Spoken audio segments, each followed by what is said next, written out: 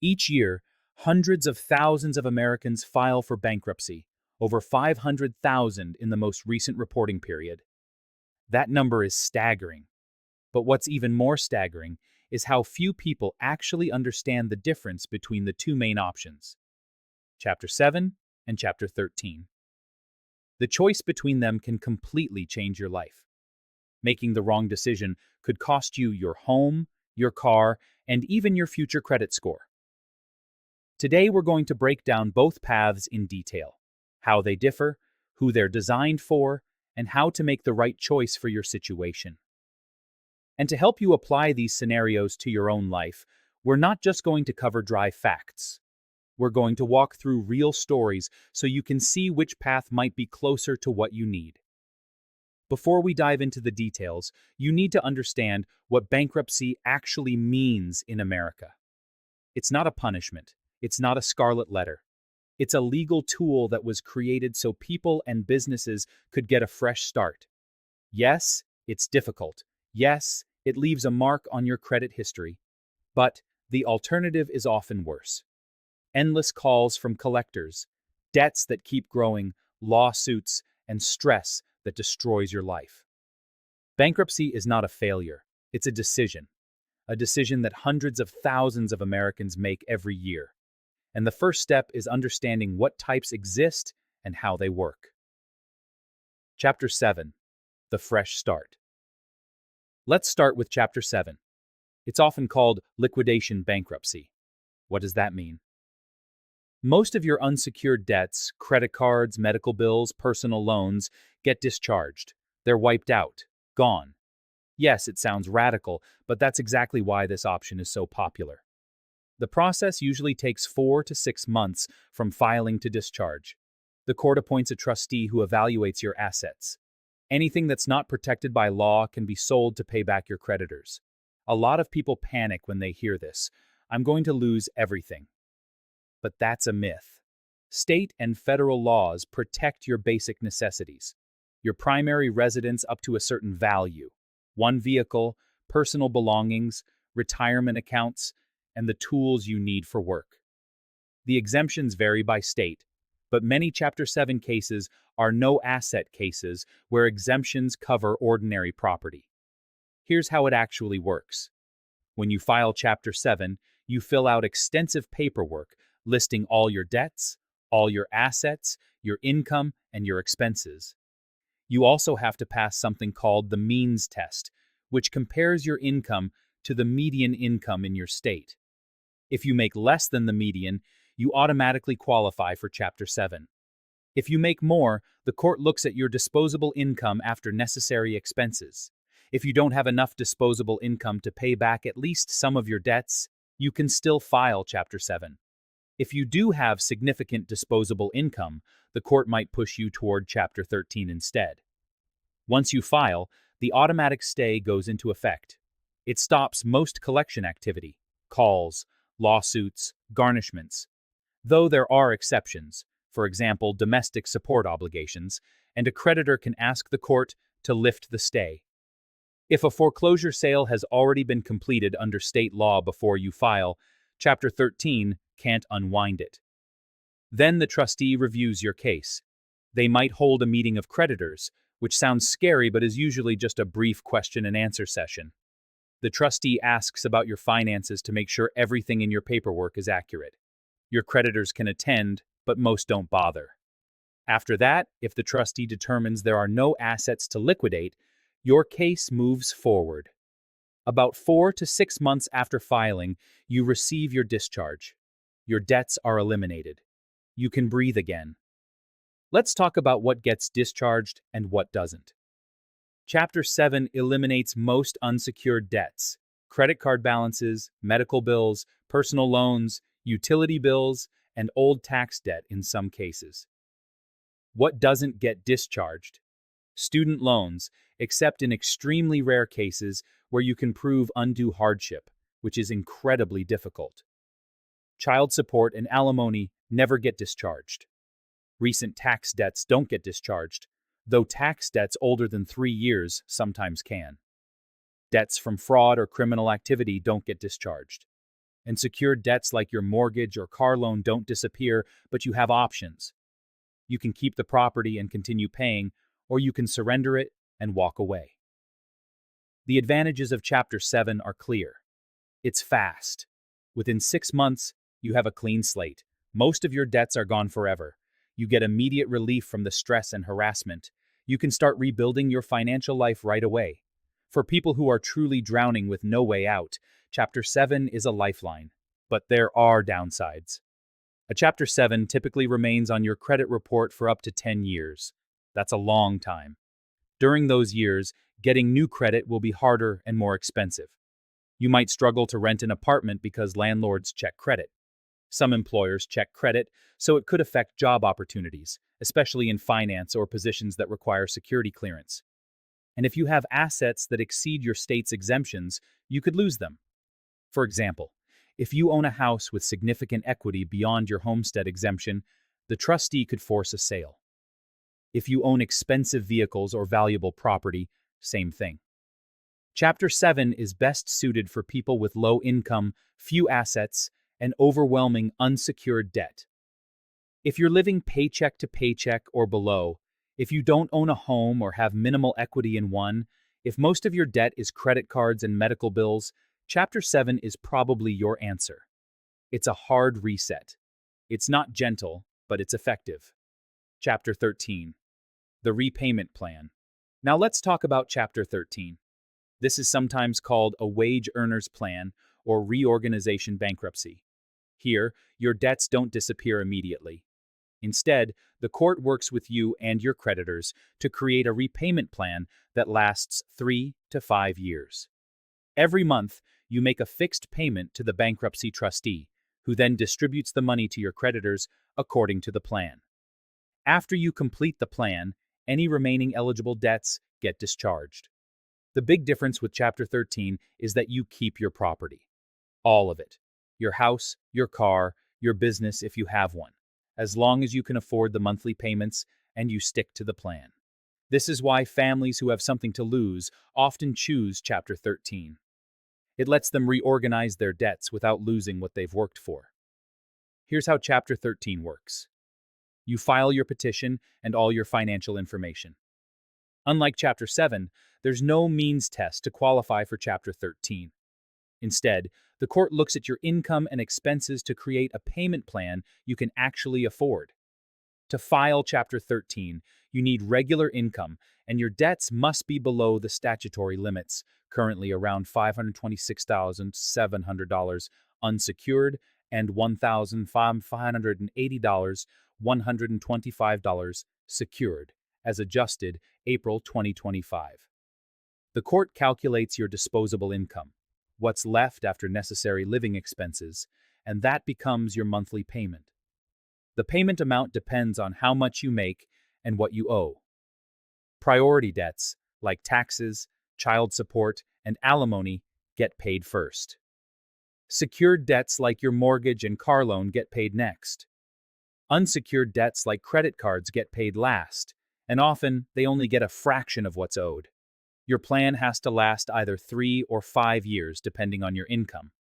If you make less than the median income in your state, you can do a 3-year plan. If you make more, you have to do 5 years.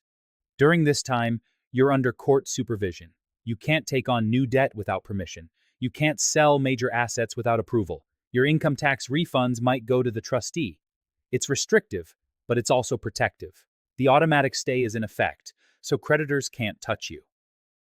If you're behind on your mortgage and facing foreclosure, Chapter 13 can stop it. Your repayment plan can include catching up on those missed mortgage payments over the course of 5 years. Same with a car loan. This is incredibly powerful for people trying to save their homes.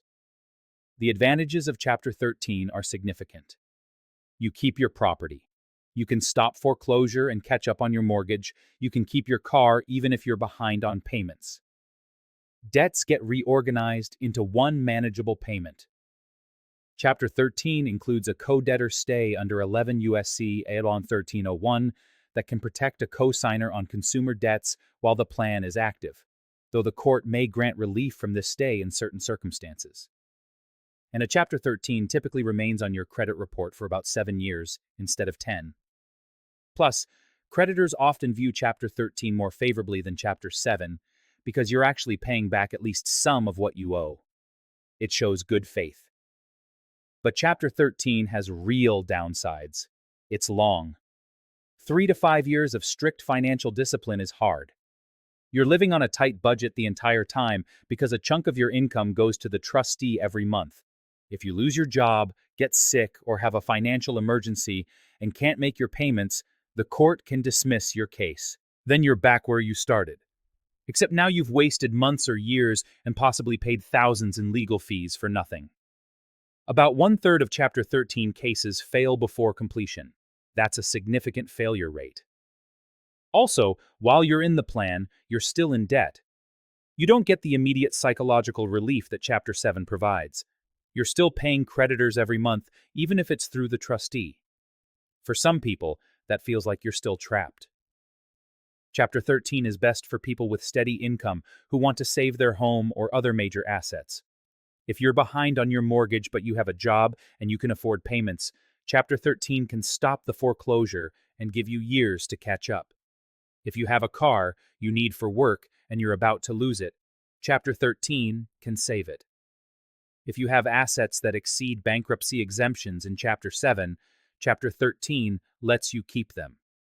It's not a quick fix, but it's a structured path to stability.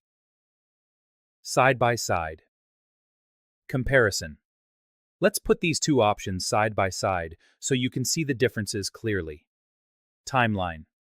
Chapter 7 takes 4 to 6 months. Chapter 13 takes 3 to 5 years. That's a massive difference. If you need fast relief, Chapter 7 wins. If you can handle a longer process to protect your assets, Chapter 13 is the better choice. What happens to your property? In Chapter 7, non-exempt assets can be sold. In Chapter 13, you keep everything as long as you make your payments. This is often the deciding factor for people. If you have a house you don't want to lose, Chapter 13 is probably your answer. If you don't own much or your assets fall within exemptions, Chapter 7 makes more sense. What happens to your debts? Chapter 7 discharges most unsecured debts immediately. Chapter 13 restructures your debts into a payment plan, and after you complete the plan, remaining eligible debts are discharged. If you have a lot of priority debts like back taxes or child support, Chapter 13 might actually help you handle those better because the plan can spread out the payments. Credit impact. A Chapter 7 typically remains on your credit report for up to 10 years. A Chapter 13 typically remains for about 7 years. Both are significant hits, but Chapter 13 gives you a 3-year head start on rebuilding. Also, because you're actually repaying debts in Chapter 13, some lenders view it less negatively. You're proving you can manage a payment plan. Cost. Court filing fees are $338 for Chapter 7 and $313 for Chapter 13. Attorney fees vary by district and case complexity. Chapter 7. Attorney fees typically range from $1,000 to $1,500. Chapter 13 costs more upfront, usually $3,000 to $4,000 in attorney fees, but those fees can often be included in your payment plan, so you might not need much cash upfront for Chapter 13. Qualification requirements. Chapter 7 requires passing the means test. If you make too much money or have too much disposable income, you won't qualify. Chapter 13 doesn't have a means test. As long as you have regular income and your debts are below the statutory limits, you can file Chapter 13. This means Chapter 13 is available to more people, especially middle-income earners. Let me give you 2 real examples to illustrate the difference. John is 32, single, works a retail job making $28,000 a year. He has $50,000 in credit card debt from a period when he was unemployed and had medical issues. He rents an apartment, owns a 10-year-old car worth maybe $3,000, and has basically no assets. He's drowning. Every month, the minimum payments on his credit cards are more than he can afford. He's been using one card to pay another, and the debt just keeps growing. For John, Chapter 7 is the obvious choice. He has no assets to protect. His income is low. His car falls well within exemptions. He can file Chapter 7, discharge all that credit card debt in 6 months, and start fresh. The relief would be immediate and total. Now consider the Williams family. Michael and Sarah are in their 40s with 2 kids. They have a house worth $300,000 with $220,000 left on the mortgage. Michael makes $75,000 a year as an engineer. Sarah makes $45,000 as a nurse. They have $60,000 in credit card debt and medical bills, and they fell 3 months behind on their mortgage after Michael had a health scare and missed work. They're facing foreclosure. For them, Chapter 7 won't work. First, their combined income is too high. They won't pass the means test. Second, even if they could file Chapter 7, it won't stop the foreclosure long term. They need Chapter 13. They can file, stop the foreclosure immediately through the automatic stay, and create a 5-year plan to catch up on those missed mortgage payments while also handling their unsecured debt. They keep their house. They stay together as a family. It's a longer road, but it saves what matters most to them. Do you see the difference? John needs a clean break. The Williams family needs time and structure. 2 different situations, 2 different solutions. There is no universal right answer. The right answer depends entirely on your specific circumstances, your income, your assets, your goals, and what you're willing to sacrifice to get there. Common myths about bankruptcy. Let's clear up some myths because there's a lot of misinformation out there. Myth number 1. I'll lose everything if I file bankruptcy. This is the biggest myth, and it's not true. Federal and state exemption laws protect a significant amount of property. Many Chapter 7 cases are no-asset cases where exemptions cover ordinary property. In Chapter 13, you keep everything as long as you make your payments. You might lose some things in Chapter 7 if you have valuable assets that exceed exemptions, but that's uncommon for most working people. The average person filing bankruptcy doesn't own much beyond basic necessities, and those are generally protected. Myth number 2. I'll never get credit again. False. This is not true at all. You can start rebuilding credit immediately after bankruptcy. Credit card companies actually target people right after bankruptcy because they know you can't file again for several years. You'll get offers for secured credit cards within months. You'll probably pay higher interest rates for a while, but you can get credit. I've seen people with credit scores in the 700s just 3 years after bankruptcy. It takes work and discipline, but it's absolutely possible. In fact, sometimes bankruptcy helps your credit because you're eliminating debt and improving your debt-to-income ratio. A person with $50,000 in collections and late payments might have worse credit than someone who filed bankruptcy and now has 0 debt. Myth number 3. Bankruptcy is shameful. It means I failed. This is wrong on every level.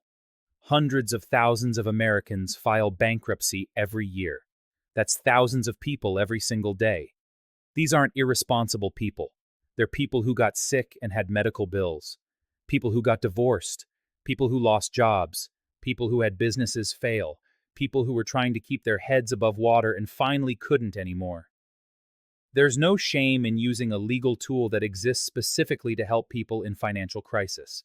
The shame is a social construct, not a reality. Nobody wears a sign saying they filed bankruptcy. It's private. It's between you, the court, and your creditors. Your neighbors won't know. Your co-workers won't know unless you tell them. Myth number 4. I can never buy a house after bankruptcy. Not true. For FHA loans, typical waiting periods are about 2 years after a Chapter 7 discharge, sometimes 1 year with documented extenuating circumstances. With Chapter 13, some borrowers qualify after roughly 12 months of on-time plan payments with court approval. For conventional loans, it's usually 4 years. Yes, bankruptcy makes it harder to buy a house immediately, but it doesn't make it impossible forever. In fact, for people drowning in debt, bankruptcy might be the only way to ever buy a house. If you're paying $1,500 a month in credit card minimums and can never save for a down payment, you're never buying a house. But if you discharge that debt through bankruptcy, suddenly you have $1,500 a month that can go towards savings or a future mortgage payment. Myth number 5. Bankruptcy erases all debts. This one goes the other direction. People think bankruptcy is magic and eliminates everything. It doesn't. Student loans almost never get discharged. Child support and alimony never get discharged. Recent taxes don't get discharged. Debts from drunk driving or criminal activity don't get discharged. Secured debts don't disappear. You either keep the property and keep paying or surrender it. And if you incurred debt through fraud, that won't be discharged either. Bankruptcy is powerful, but it's not unlimited. Myth number 6. My spouse has to file with me. No. If you're married, you can file individually. Only your debts get discharged. Your spouse's debts remain theirs. However, if you live in a community property state, Arizona, California, Idaho, Louisiana, Nevada, New Mexico, Texas, Washington, or Wisconsin, there are special rules. Community debts might affect both spouses even if only one files. But in most states, and for most debts, you can file solo. Myth number 7. I can pick and choose which debts to include. Wrong. You have to list all your creditors. You can't hide your favorite credit card and keep using it. You can't leave out the debt you owe your brother-in-law because you don't want him to know. Everything has to be disclosed. Now, you can choose to keep paying certain debts after bankruptcy if you want. For example, if you want to keep your car, you reaffirm that debt and keep paying it. If you want to keep your house, same thing, but you still have to list them. Hiding debts from the court is fraud. It can get your case dismissed and you can face criminal charges. Don't do it. Myth number 8. I'll lose my job if I file bankruptcy. Your employer might not even find out. And if they do, government employers can't deny you a job or fire you solely for a bankruptcy under 11 U.S.C. 80525A. Private employers generally can't fire you or change your terms because of it, but several courts have held that 525B doesn't forbid a private employer from refusing to hire based on a past bankruptcy. Very few people lose their jobs over bankruptcy. If you work in finance or have security clearance, there might be questions, but even then, it's not automatic termination. Understanding these myths is critical because fear and misinformation keep people trapped in terrible situations. They suffer for years because they believe bankruptcy will destroy them, when in reality, it might be the best decision they could make. Making your decision. So how do you actually decide between Chapter 7 and Chapter 13? Here's a framework. Start by asking yourself these questions. Answer them honestly. This isn't about what you wish were true or what sounds better. It's about your actual situation right now. Question 1. What is your monthly income? Calculate your gross income from all sources. Your job, your spouse's job. If you're married and filing jointly, Social Security, disability, unemployment, child support you receive, rental income, business income, whatever. Add it all up. This is critical because it determines whether you pass the means test for Chapter 7 and whether you can afford a Chapter 13 payment plan. Question 2. How does your income compare to the median income in your state for a household of your size? You can find these numbers on the U.S. Trustee's website or ask a bankruptcy attorney. If you're below the median, you automatically qualify for Chapter 7. If you're above, you'll need to do the full means test calculation, which is complex. This is one reason you need an attorney. They can run these numbers for you. Question 3. What are your necessary monthly expenses? Housing, utilities, food, transportation, insurance, medical expenses, childcare, other essentials. Be realistic. The bankruptcy code allows certain expenses and not others. For example, you can't claim $500 a month for entertainment, but you can claim reasonable amounts for food, clothing, medical care, and transportation. An attorney can tell you what expenses are allowed in your jurisdiction. Question 4. What's your disposable income? Take your monthly income, subtract your allowed expenses, and what's left is disposable income. If you have significant disposable income, the court might determine you can afford to pay back some of your debt. That pushes you toward Chapter 13. If you have little or no disposable income, Chapter 7 is likely your path. Question 5. What assets do you own? Make a list. Your house and its current market value. Your vehicles and their values. Your bank accounts and their balances. Retirement accounts. Investments. Valuable personal property like jewelry, collectibles, electronics. Business equipment if you're self-employed. Everything. Then look up your state's bankruptcy exemptions and figure out what's protected. If you have significant non-exempt assets, Chapter 7 might cost you those assets. Chapter 13 lets you keep them. Question 6. Do you own a home? If yes, do you want to keep it? Are you current on your mortgage, or are you behind? If you're behind, how far behind? How much do you owe total? What's it worth? How much equity do you have? This is often the deciding factor. If you're behind on your mortgage and want to save your house, Chapter 13 is usually the answer. If you're current, or if you don't own a home, this becomes less of a factor. Question 7. Are you behind on any secured debts like car payments? Do you need that car? Can you afford to catch up on the missed payments? If you're about to lose a car you need for work and you can't afford to catch up immediately, Chapter 13 can save it.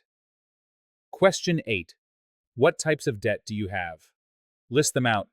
Credit cards, medical bills, personal loans, student loans, tax debts, child support, car loans, mortgage, whatever. Some debts can be discharged in bankruptcy, some can't. Knowing what you owe and to whom is essential. If most of your debt is student loans, bankruptcy might not help much because student loans are almost never discharged. If most of your debt is credit cards and medical bills, both chapters can help. Question 9. Have you incurred any new debt recently?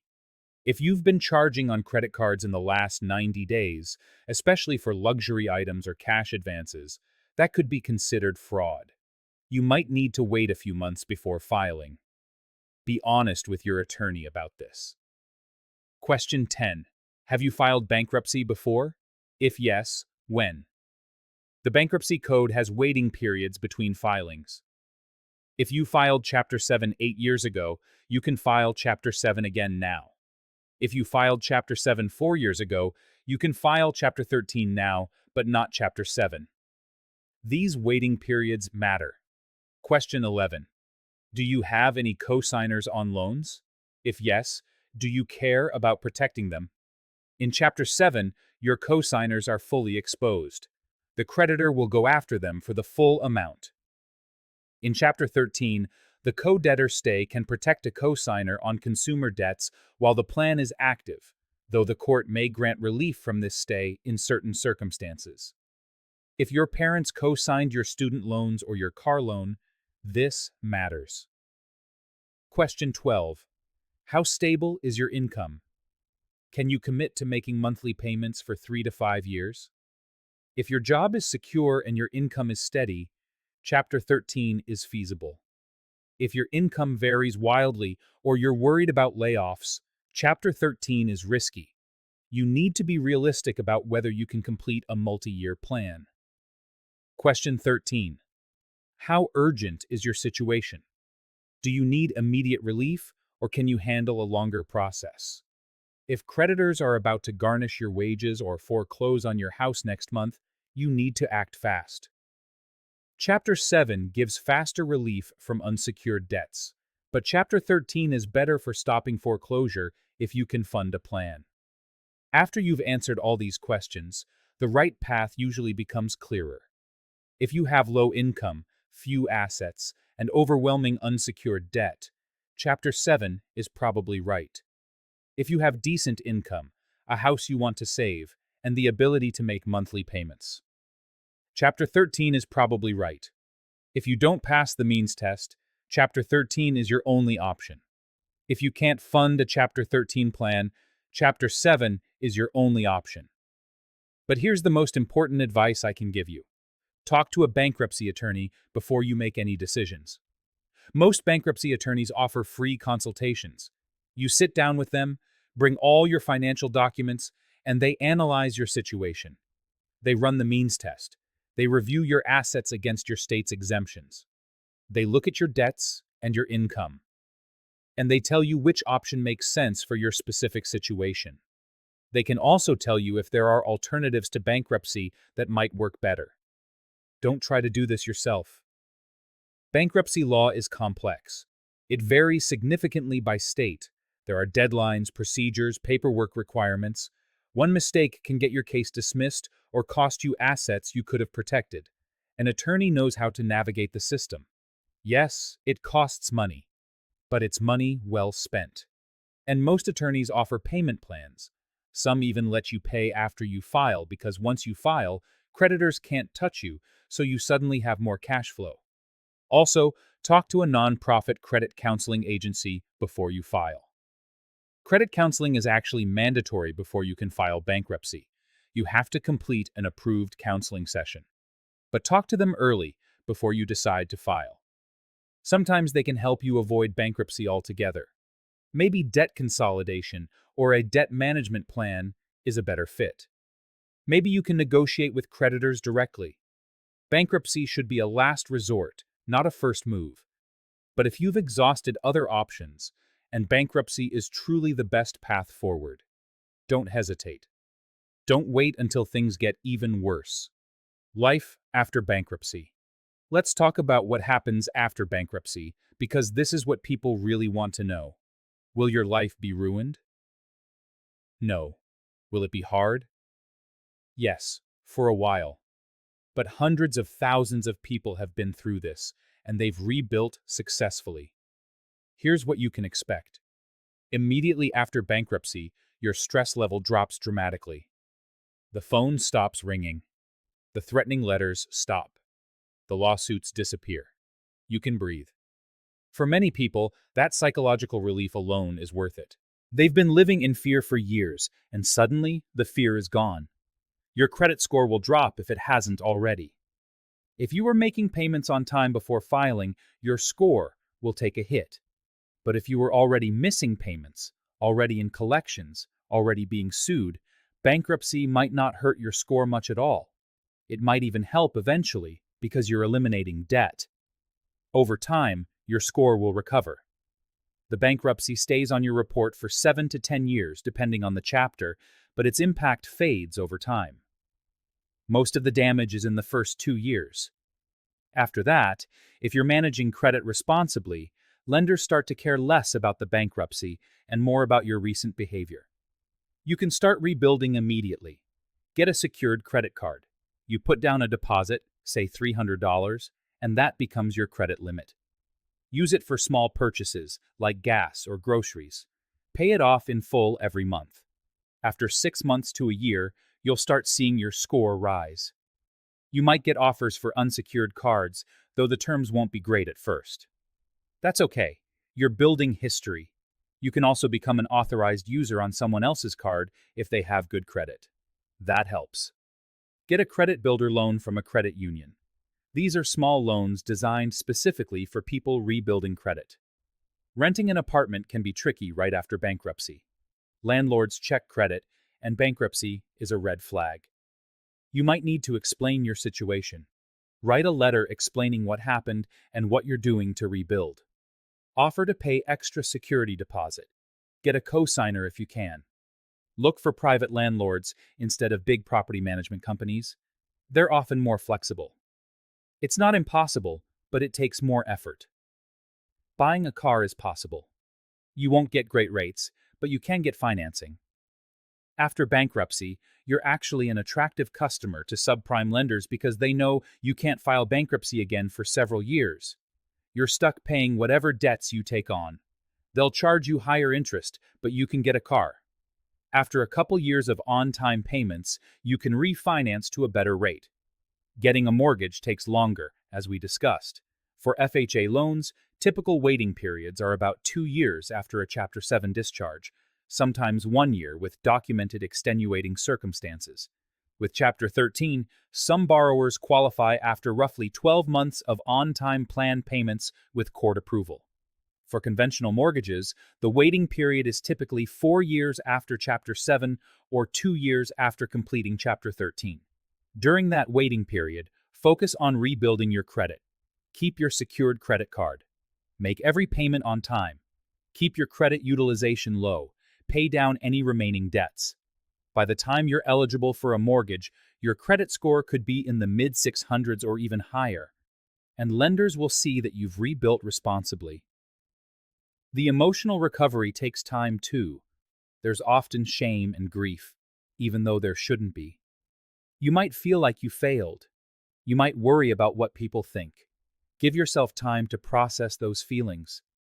Talk to a therapist if you need to. Join a support group. Remember that this was a practical financial decision, not a moral judgment on your worth as a person. You did what you needed to do to survive and move forward. Within 5 years, the bankruptcy is barely affecting your life anymore. Your credit score is probably in the 600s or even 700s. You've bought a car, maybe even a house. You have credit cards with decent limits and reasonable rates. You're building savings. You're not living in fear. The bankruptcy is just a thing that happened, not something that defines you. Final thoughts. Let's bring this all together. Chapter 7 and Chapter 13 are both tools. Neither is inherently better than the other. They serve different purposes for different situations. Chapter 7 is fast and total. It wipes out most unsecured debt in months. It's best for people with low income, few assets, and overwhelming debt they'll never be able to pay. It's a hard reset. You lose some things potentially, but you gain freedom. Chapter 13 is slow and structured. It reorganizes debt into a manageable payment plan over 3 to 5 years. It's best for people with steady income and assets they want to protect, especially a home. It requires discipline and stability, but it saves what matters most. Both stay on your credit report for years. Both have social stigma attached, even though they shouldn't. Both are legal rights that hundreds of thousands of Americans exercise every year. Both can be the right decision depending on your circumstances. The key is understanding your situation honestly. What do you earn? What do you own? What do you owe? What are your goals? What are you willing to sacrifice, and what do you need to protect? Don't make this decision based on shame or fear. Don't avoid bankruptcy because you think it means you're a failure. You're not. You're someone dealing with a financial crisis, and you're looking for solutions. That's smart, not weak. Don't rush into bankruptcy without exploring alternatives, but don't avoid it forever when it's clearly the right move. The worst thing you can do is nothing. Doing nothing means more stress, more interest, more collection calls, more lawsuits, and more years of your life lost to financial suffering. Talk to professionals, bankruptcy attorneys, credit counselors, financial advisors. Get multiple opinions. Ask questions. Understand your options. And then make the decision that's right for you and your family. Not what someone else would do, not what you think you're supposed to do, what actually works for your situation. Remember that bankruptcy is not the end of your financial life. It's a tool for a new beginning. It's been part of American law for over a century because society recognized that people need second chances. Businesses file bankruptcy all the time. It's a business decision, a legal strategy. For individuals, it's a chance to escape crushing debt and build something better. If you're watching this video because you're considering bankruptcy, you're already taking the right step. You're educating yourself. You're looking for solutions. That takes courage. Whatever you decide, Know that people have walked this path before you and come out the other side. You can too. It won't be easy, but it's possible. And sometimes possible is enough. In our next video, we're going to talk about credit repair after bankruptcy. How to rebuild your score, what strategies work, what mistakes to avoid, and how to get back to normal financial life as quickly as possible. Subscribe so you don't miss it. Leave a comment and tell me, are you considering bankruptcy? What's holding you back? What questions do you still have? I read every comment and I reply. You're not alone in this. Thank you for watching. Now go talk to an attorney and figure out your next step. Your future is waiting.